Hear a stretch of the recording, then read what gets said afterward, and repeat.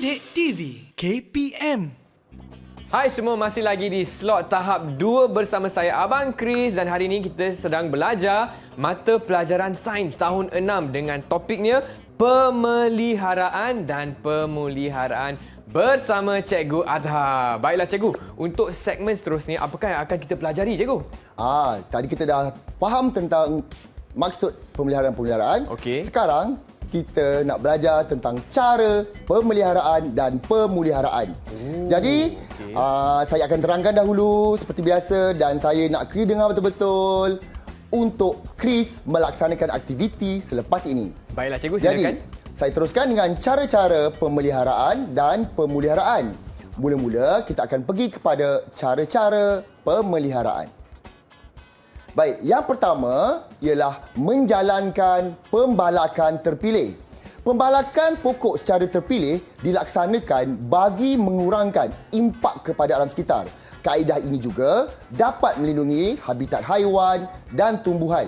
Jadi senang cerita, kalau kita buat pembalakan terpilih ni Chris, maksudnya seperti yang Chris dapat lihat pada gambar, kita hanya potong ataupun kita hanya balak pokok-pokok yang sudah matang.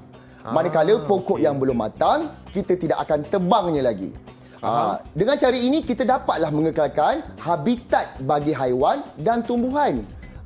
Dia ada tempat tinggal, Chris. Okey, itu cara yang pertama. Yang kedua, mendidik masyarakat. Biasanya, apakah cara yang kita boleh lakukan, murid-murid? Kita boleh melakukan kempen. Contohnya seperti yang dalam gambar yang murid-murid dapat lihat. Hari Hidupan Liar Sedunia. Jadi kita maklumkan kepada murid-murid, kepada masyarakat di luar sana bahawa sekiranya kita tidak mengadakan tindakan pemeliharaan dan pemeliharaan, haiwan-haiwan ini akan pupus. Itu adalah langkah yang kedua, iaitu mendidik masyarakat. Baiklah. Yang ketiga, memboikot penjualan produk daripada spesies yang terancam. Apakah maksud boikot, Chris? Boikot ni maksud kita tak nak guna lagi. Betul tak? Maksud kita tolak daripada kita tak nak beli. Kita tak nak terlibat dengan jualan-jualan yang melibatkan spesies yang terancam. Contohnya kalau ada kulit harimau, dia buat karpet kan. Jadi yang itu kita jangan beli. Bila tiada jualan, tiada pembeli, maka jualan pun tidak berlaku, maka haiwan ini akan selamat. Okey. Sebagai contoh, macam telur penyu. Penyu ialah spesies haiwan yang terancam. Begitu juga dengan tumbuhan periuk kera. Kita jangan beli, jangan terlibat. Jadi, akhirnya mereka akan menyerah untuk tidak lagi menjual produk-produk ini. Itu yang ketiga. Seterusnya yang keempat ialah menguatkuasakan undang-undang. Undang-undang dikuatkuasakan dengan tegasnya bagi melindungi haiwan daripada diancam kepupusan. Antara haiwan yang dilindungi di Malaysia termasuklah harimau Melaya, tapir Melaya, orang utan, gajah, penyu dan juga tikus kasturi. Okey, ini adalah contoh-contoh haiwan yang yang hampir pupus. Jadi bila penguatkuasaan undang-undang berlaku, apa yang kita buat? Kita menangkap, memenjarakan mereka yang terlibat dengan aktiviti haram ini. Okey, Chris. Itu yang keempat. Kita masih lagi di bawah tajuk pemeliharaan. Baiklah. Okey, cara seterusnya untuk pemeliharaan ialah mengitar semula barangan. Okey, aktiviti guna semula dan kitar semula barangan diamalkan bagi membantu menyelamatkan haiwan dan tumbuhan daripada terus dipergunakan ataupun dieksploitasi. Okey, sebagai contoh, kita menggunakan semula beg plastik. Jangan kita terus buang, Chris. Kita perlu gunakan balik barang-barang tersebut yang dibuat daripada plastik, serta mengurangkan penggunaan kertas atau mengitar semula kertas dapat membantu mengurangkan aktiviti penebangan pokok.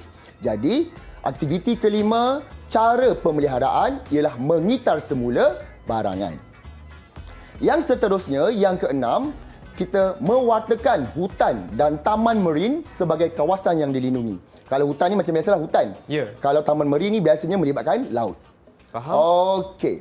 Kawasan hutan simpan seperti di Taman Negara, Taman Marin, Taman Ramsar dilindungi oleh undang-undang dan sesiapa yang melanggar undang-undang tersebut akan dikenakan hukuman. Okay. Jadi hutan-hutan ni Maksudnya kita tak boleh tebang pokok dalam tu. Kita tak boleh ceroboh untuk memburu haiwan-haiwan dalam tu. Ya. Sekiranya dilakukan, mereka akan ditangkap dan seterusnya dipenjarakan ataupun dijalankan tindakan undang-undang.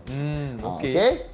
Ini adalah contoh-contoh kawasan-kawasan di mana telah diwartakan sebagai kawasan perlindungan. Okey. Contohnya seperti Taman Negara Pahang, Taman Marine Tun sekarang dekat Sabah, dan begitu juga yang Taman Tapak Ramsar yang pertama di Malaysia. Okey, Chris, itu ialah cara pemeliharaan. Okey.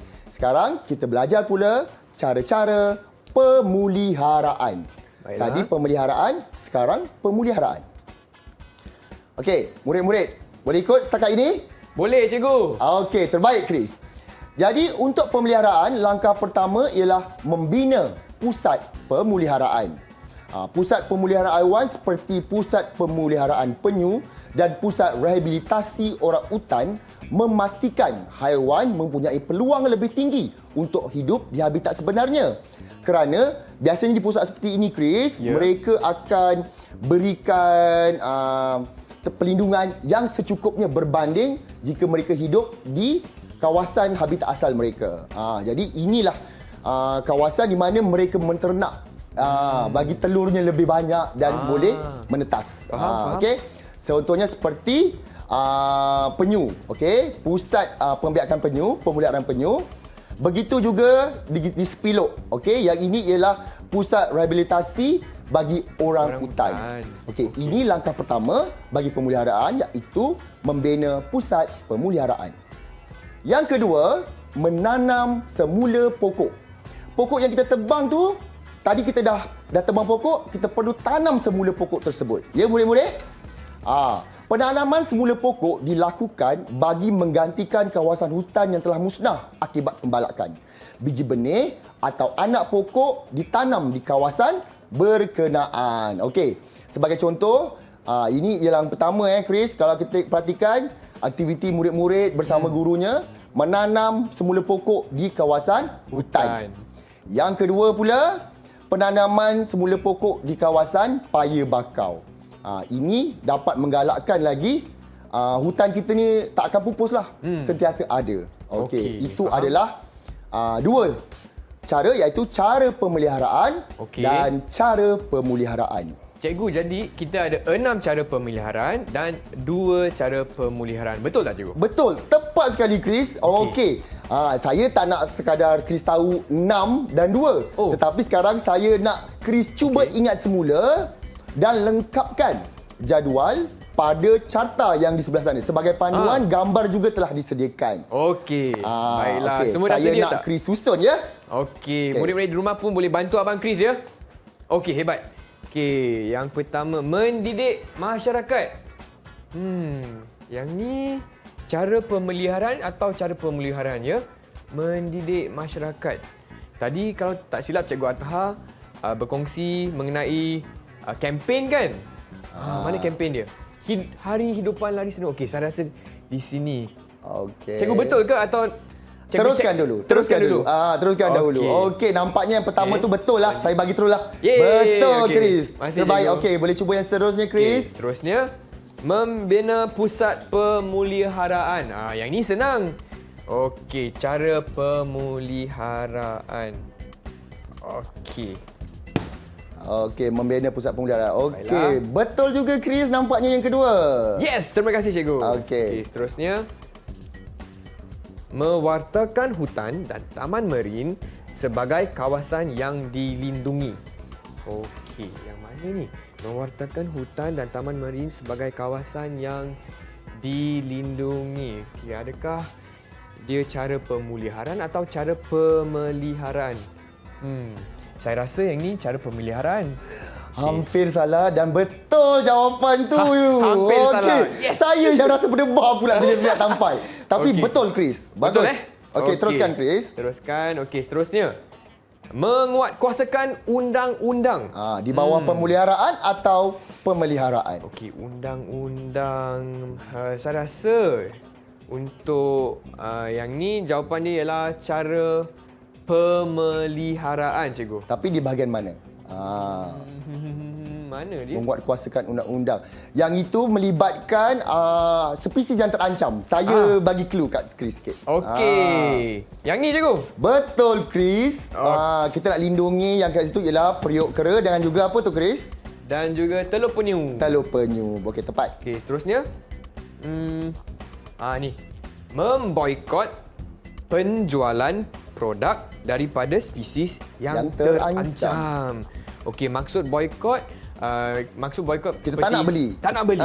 Kita tak nak. Okey, tak nak beli langsung ya. So yang ni saya rasa cara pemeliharaan, cikgu. Kat mana? Di sini. Ya, betul. Harimau Malaysia. Macam ada tapis semua tu. Okey, jangan beli produk-produk daripada tu. Okey. Macam ada sikit kat situ. Terusnya. Okey, teruskan.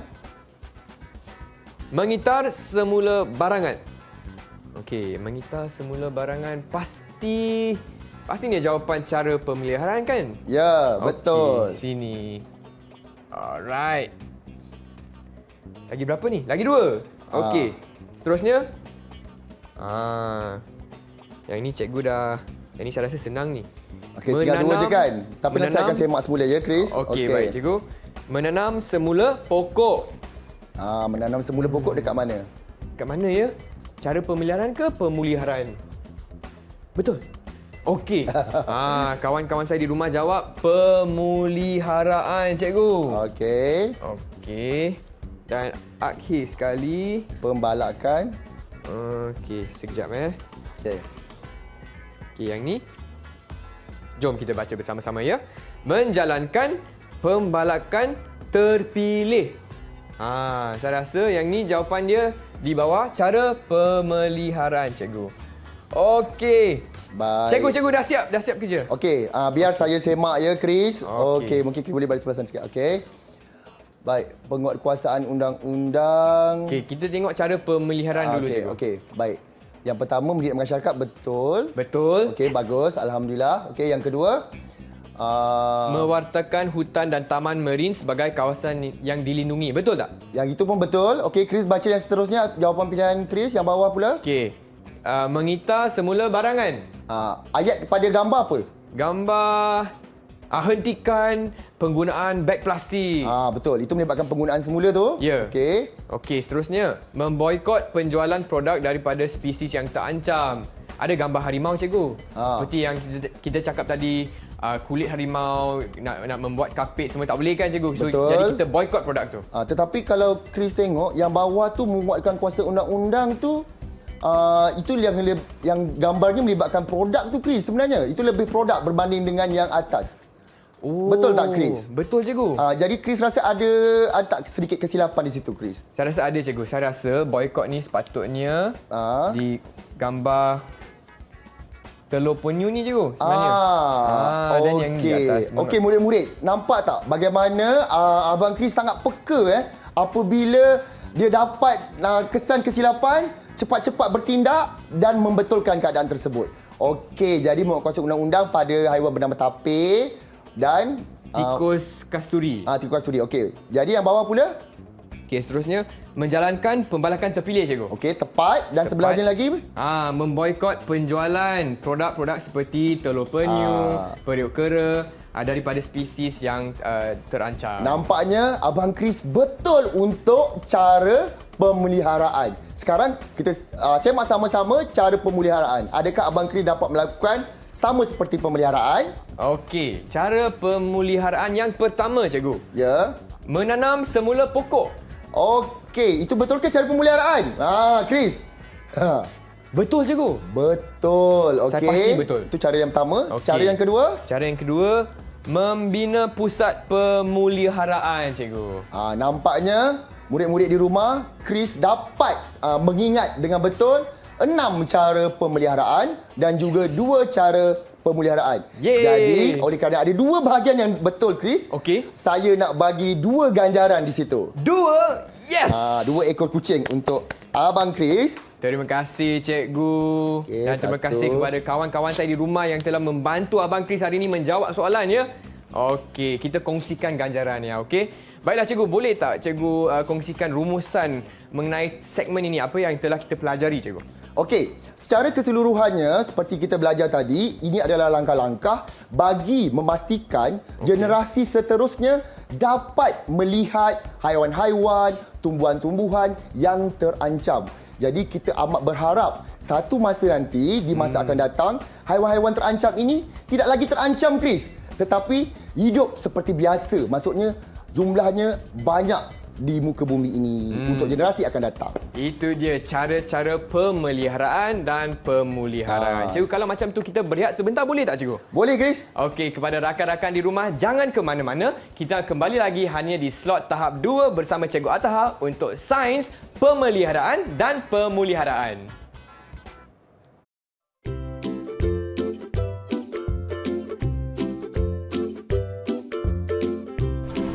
Hai kawan-kawan, tumbuh-tumbuhan hanya membutuhkan sebahagian kecil oksigen kepada manusia.